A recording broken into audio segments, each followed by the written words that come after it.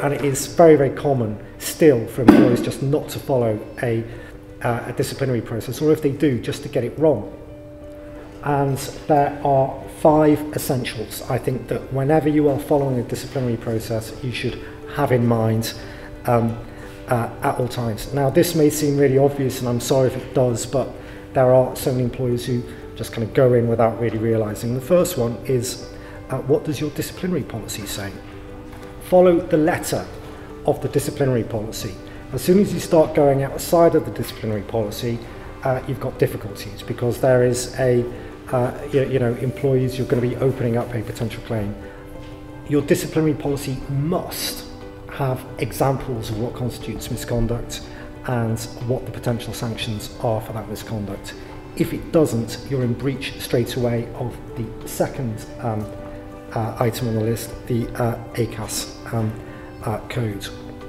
And that's a 2009 code of practice on disciplinary and grievance procedures. Read it. If you have the code in front of you and you follow the code, and if it comes to a claim against the company, you can say, I have the code in front of me, and this is the code, and this is the part of the code I used. Then you're going to be in a safer position. Poor performance. How do you deal with poor performance? And in fact, whose fault is it? Is it always going to be the employee's fault? Does the employer bear some liability for that poor performance? If they do, for example, they haven't given adequate training, if they do, where's the liability?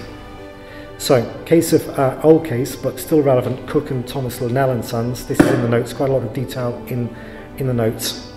Depot manager was dismissed after warnings because of dissatisfaction.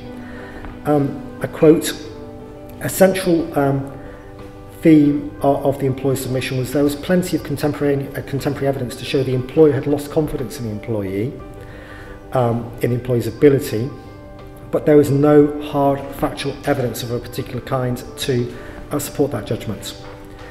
And the employer and the employee's rep was saying criticism and exhaustion he had submitted, however strong, do not by themselves amount to evidence of incapacity.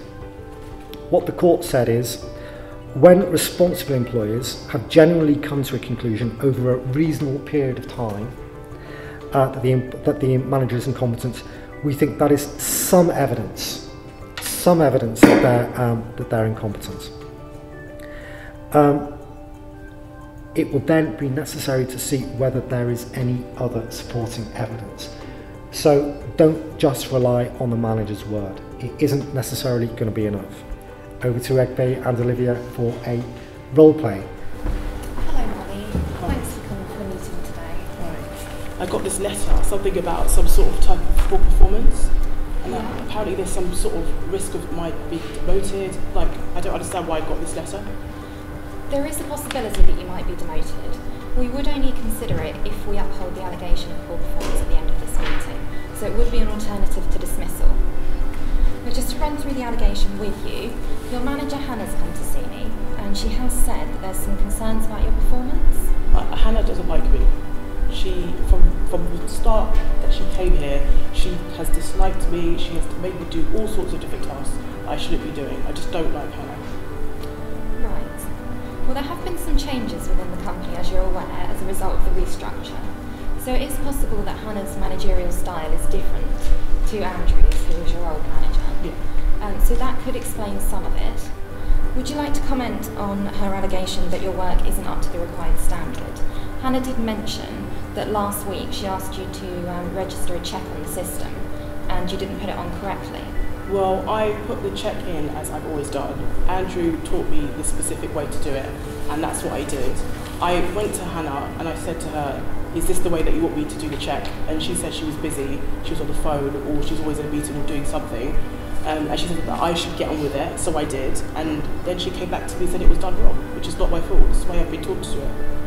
Haven't you had training on the database system that should have taught you how to enter the check onto the system? No, and my other colleagues have had training, but I haven't. And when I went to Hannah and I said, Hannah, I'm not sure what I'm doing, she basically said, okay, fill out this form for training, and then, we'll send you all the training. I filled out the form, and she said no.